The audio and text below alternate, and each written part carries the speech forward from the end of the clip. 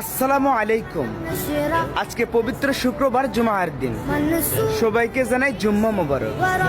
পবিত্র মাহে রমজানের পরে এটাই প্রথম জুমা। মাহে রমজান শেষ হওয়ার সাথে সাথেই কবরবাসীদের জন্য জাহান্নামের দরজা খুলে দেওয়া হয়েছে। তাই আজকের এই পবিত্র দিনে আমরা সবাই দোয়া করব কবরবাসীদের জন্য।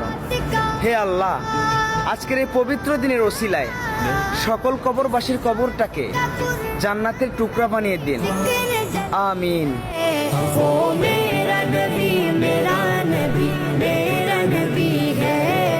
আজকে তো 4 তারিখ এপ্রিল মাসে প্রথম জুম্মা।